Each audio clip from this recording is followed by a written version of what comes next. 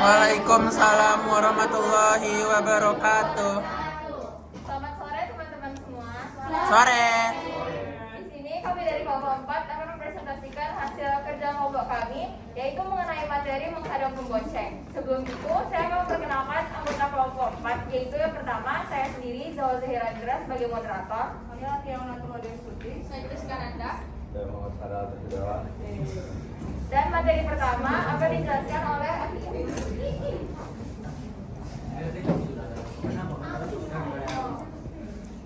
Setelah proklamasi kemerdekaan Indonesia oleh Soekarno-Hatta pada tanggal 17 Agustus 1945, banyak pihak yang berusaha menguasai Indonesia kembali. Belanda masuk kembali ke Indonesia dengan memboncengi tentara sekutu yang disebut pemenangi Perang Kemerdekaan. Tentara sekutu sebelumnya untuk mengusir Jepang dari Indonesia. Awah.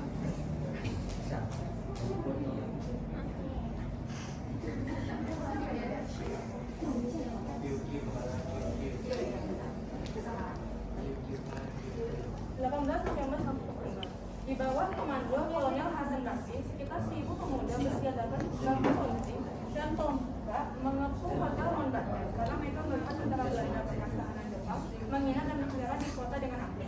Rupanya, tindakan pemuda tersebut mengejutkan hati sekutu. Pemuda Pekanbaru menurunkan bendera Belanda dan merobek warna biru sambil menyerahkan yel-yel mereka merdeka.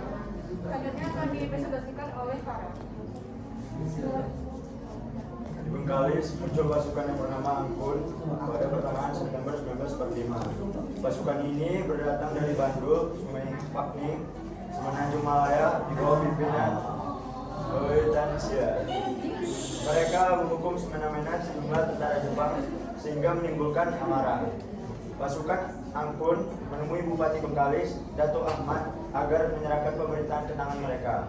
Namun, markas Angkun berhasil dilumpuhkan pada 17 Oktober 1945. Perhatikan ke depan semuanya. Begitu pula di bagian Siapi-Api, tindakan kelompok Angkun yang tidak mau menaikkan bendera merah putih setelah peringatan pemuda tidak diindahkan. Mereka merobek-robek bendera kelompok Angkun. Suasana makin tak terkendali setelah beberapa hari kemudian, Kapitan Cina terbunuh di markas BKR akibat pemuda bernama Rifai Abidin, tetapi bentrok baru menyeruak besar-besaran pada tanggal 12 Maret 1946. Karena keterbatasan informasi, berita proklamasi baru terdengar di Pekanbaru pada 22 Agustus 1945, namun tidak bisa disampaikan ke publik karena Pekanbaru masih diduduki Jepang. Pada 30 Agustus 1945, pemuda Pekanbaru baru mulai menyampaikan berita kemerdekaan ke publik. Setelah menyampaikan berita tersebut, Basrul Jamal memutuskan untuk mengibarkan bendera merah putih di gedung PTT Pekanbaru pada tanggal 31 Agustus 1945. Tempat pengibaran bendera merah putih pertama di Pekanbaru saat ini berlokasi di Jalan Ahmad Yani, Kecamatan Senapelan, tepatnya di dalam ruang terbuka hijau atau RTH, tunjuk ajar integritas dan di seberang rumah dinas Wali Kota Pekanbaru. Dan selanjutnya akan disampaikan oleh Jessica. Lalu, meletusnya peristiwa bagian Siapi-Api 1 yang dikenal sebagai peristiwa bendera dipicu oleh tersumbatnya komunikasi antara warga pribumi dan etnis Cina yang kala itu mengibarkan bendera Kuomintang tanpa didampingi bendera merah putih. Setelah terjadi bagian Siapi-Api 1, lalu terjadi bagian Siapi-Api 2. Bagian Siapi-Api 2 ini juga disebut nama lainnya sebagai Tentara Jambang. Tentara Jambang ini merupakan kumpulan beberapa tentara yang tidak melakukan tugasnya atau yang mereka juga melenceng dari tugas-tugasnya. Tentara Jambang ini mengurung anak-anak dan perempuan, merampas harta benda, bahkan memperkosa gadis-gadis Cina di desa Pantai Panipah. Maka aksi balas dendam pun dilakukan. Warga Cina dengan pasukan Cinanya diberi nama Poh Antoi, ganti membunuh warga Indonesia. Pertalian barat antara etnis Cina di Medan, Singapura dan Malaysia serta suplai senjata memperkuat posisi etnis Cina di bagian Siapi-Api. Kejadian ini tidak terjadi berlangsung secara singkat. Kejadian ini berawal dari pada bulan Maret tahun 1946 hingga September 1946. Akibat dari peristiwa ini menimbulkan 2.500 jiwa warga pribumi dan juga dari etnis Cina yang meninggal dunia.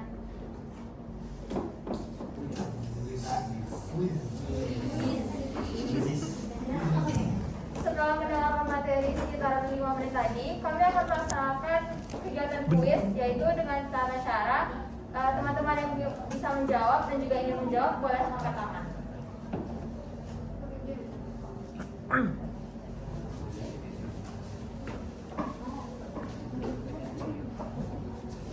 Soal pertama, dihitung aja kali ya. Dalam hitungan ketiga boleh angkat tangan. 1, 2, 3. Dewa dulu kan? Boleh. Dibaca nggak? Ya, berdiri. Terus sebutkan namanya dan juga kelompoknya. Itu nama saya Jauh Fiakira dari kelompok berapa? Oh, kelompok 2. Menurut saya peristiwa dari Jauh mohon terjadi pada B. Boleh dicek jawabannya. Ya.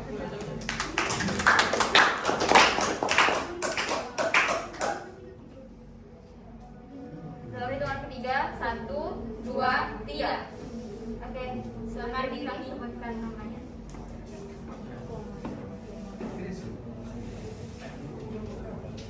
Nama saya Raditya Ramadan dari kelompok 3, kelompok 3. Jawabannya C, Komintang. Benar.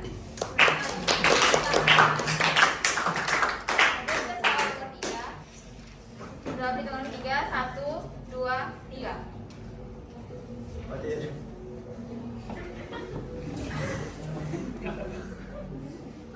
Sekali lagi baru ditunjuk 1, 2, 3.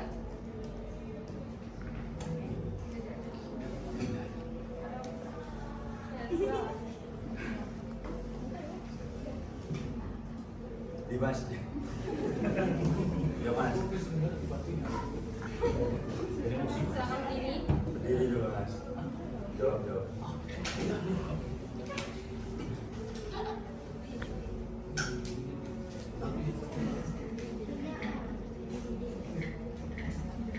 Jadi buat saya itu jawabannya adalah Baca soalnya dulu. Ya, mengapa diri? Nah kan sama saya di Mas Prasetyo, saya dari kelompok 2. Ya Mas, waktu. A. Baca jawabannya.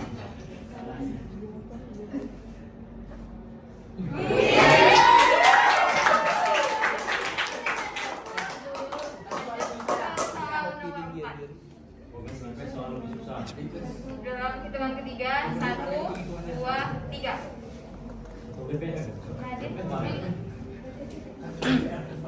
Silakan diri. Perkenalkan, nama saya Raisa Nandra. Saya akan menjawab pertanyaan nomor 4. Di mana Raja Cina mengibarkan bendera Kuomintang? A. Kantor PBB.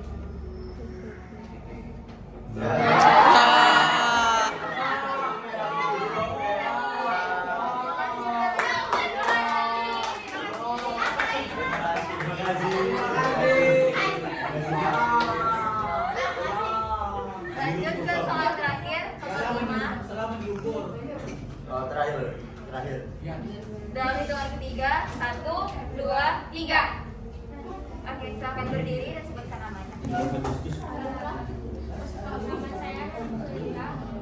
Jawabannya adalah E. 12 Maret 1940.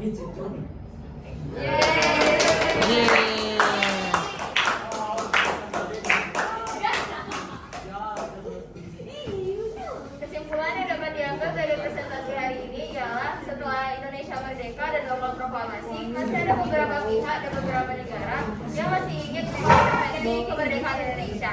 Salah satunya ialah datang dari Cina dengan ditandai dengan peristiwa Bagasi Agami 1 dan juga 2. Nah, di daerah-daerah lain seperti Bengkalis juga terjadi pemberontakan, yaitu dimulai dengan pasukan Angkut. Namun bangsa Indonesia tetap mempertahankan kemerdekaannya dan para pemuda Indonesia tetap kukuh akan kemerdekaan Indonesia. Sekian presentasi dari kelompok kami. Wassalamualaikum warahmatullahi wabarakatuh. Waalaikumsalam warahmatullahi wabarakatuh.